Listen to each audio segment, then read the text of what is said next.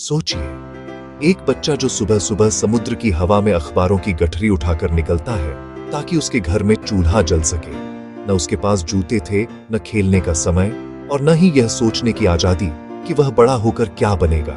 लेकिन वही बच्चा एक दिन भारत के आसमान में रॉकेट छोड़ता है और फिर देश का राष्ट्रपति बनता है। ये कहानी है उस उड़ान की जो जमीन से नहीं, हालातों से शुरू हुई थी। नमस्कार दोस्तों, कथा तरुवर चैनल में आपका स्वागत है। मेरा नाम अमित है और मैं वर्षों से मनोविज्ञान पढ़ाता रहा हूँ।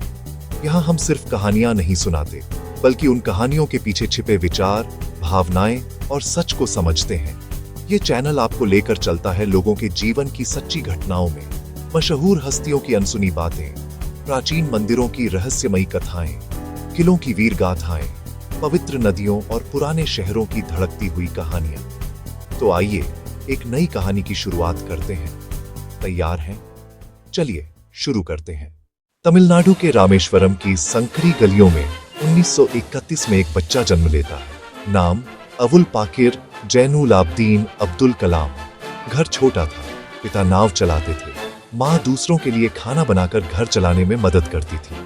पैसे कम थे, लेकिन घर में एक चीज भरपूर थी, अनुशासन और ईमानदारी। कलाम स्कूल जाने से पहले अखबार बांटते थे। कई बार थक जाते, लेकिन शिकायत कभी नहीं की। उन्होंने बचपन में ही सीख लिया था कि हालात बदले नहीं जा सकते, लेकिन मेहनत बदली जा सकती है। पढ़ाई में वे असाधारण नहीं थे, लेकिन ध्यान गहरा था।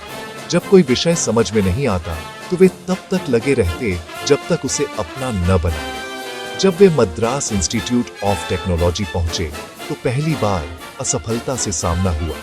एक प्रोजेक्ट में चूक हुई और शिक्षक ने कड़ी फटकार लगाई। वह पल किसी को तोड़ सकता था, लेकिन कलाम ने उसे दिशा बना लिया। यहीं से उनके भीतर का वैज्ञानिक जाग उठा। भारत तब तकनीक के मामले में दूसरों पर निर्भर था, लेकिन कलाम का सपना था भारत को आत्मनिर्भर बनाना। आईएसआरओ और डीआरडीओ में काम करते हुए उन्होंने रॉकेटों को सिर्फ मशीन नहीं माना, बल्कि देश के आत्मसम्मान का माध्यम बनाया। जब पहला प्रक्षेपण असफल हुआ तो सारी जिम्मेदारी उन्होंने खुद ली, लेकिन जब सफलता मिली तो सारा श्रेय अपनी टीम को दे दिया। यही कारण था कि लोग उन्हें नेता नहीं, मार्गदर्शक मानते थे।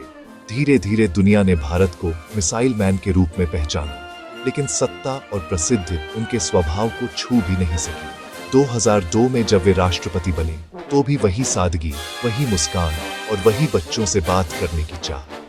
राष्ट्रपति भवन में रहते हुए भी वे खुद को एक शिक्षक ही मानते थे। वे कहते थे, सपने वो नहीं होते जो नींद में आते हैं, सपने वो होते हैं जो आपको सोने नहीं देते। 2015 में जब वे मंच पर छात्रों से बात कर रहे थे, तभी उनका जीवन वहीं थम गया। लेकिन सच ये है, कुछ लोग मरते नहीं, वे विचार बन जाते हैं।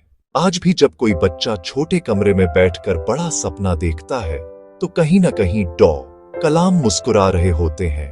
उन्होंने हमें सिखाया कि गरीबी कमजोरी नहीं होती, असफलता अंत नहीं होती, और सादगी सबसे बड़ी शक्ति होती।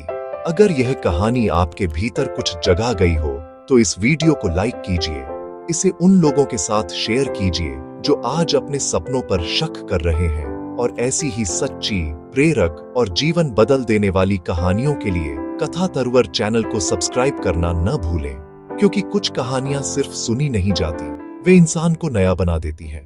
धन्यवाद।